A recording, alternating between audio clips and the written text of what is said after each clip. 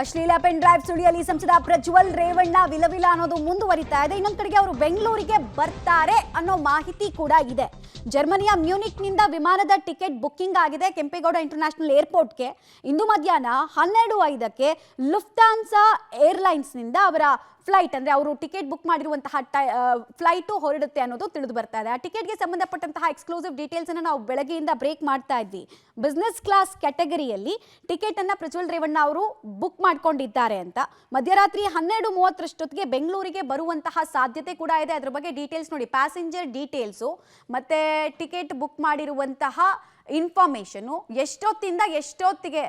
Okay, ಇವಾಗ ನೀವು ನೋಡ್ತಾ ಇದ್ದೀರಲ್ಲ, ಈಗ ಸದ್ಯಕ್ಕೆ ಅದು ಟಿಕೆಟ್ ಕನ್ಫರ್ಮೇಷನ್ ಬಗ್ಗೆ ಸಿಗ್ತಾ ಇರುವಂತಹ ಮಾಹಿತಿ. ಟಿಕೆಟ್ ಕನ್ಫರ್ಮ್ ಆಗಿದೆ, ಬಟ್ ಅವ್ರು ಬಂದಾಗಲೇ ನಾವು ಕನ್ಫರ್ಮ್ ಮಾಡ್ಬೋದು ಅವ್ರು ಬಂದಿದ್ದಾರೆ ಅನ್ನೋದನ್ನ. ಬಿಕಾಸ್ ಇಲ್ಲಿ ತನಕ ಮೇ 3ನೇ ತಾರೀಕು ಕೂಡ ಇಂಥದ್ದೇ ಒಂದು ಮಾತಿತ್ತು. 12ನೇ ತಾರೀಕು ಕೂಡ ಅವ್ರು ಬಂದ್ಬಿಡ್ತಾರೆ, ಇನ್ನೇನು ಬಂದೇ ಬಿಟ್ರು ಅಂತ ಹೇಳ್ತಾ ಇದ್ರು, ಬಟ್ ಬಂದಿರಲಿಲ್ಲ.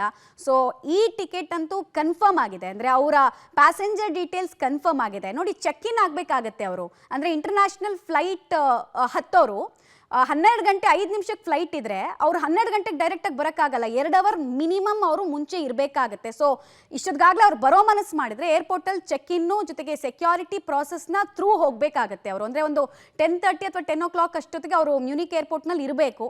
ಇದ್ದಾರಾ ಅನ್ನೋದ್ರ ಬಗ್ಗೆ ಇನ್ನಷ್ಟೇ ಮಾಹಿತಿ ಸಿಗಬೇಕಾಗಿದೆ. ಸೊ ಆ ಚೆಕ್ ಇನ್ ಪ್ರಾಸೆಸ್ಸನ್ನು ಕಂಟಿನ್ಯೂ ಮಾಡಿದ ಬಳಿಕ ಅವ್ರು ಫ್ಲೈಟಲ್ಲಿ ಕೂತ್ಕೊಳ್ಳೋಕೆ ಸಾಧ್ಯ.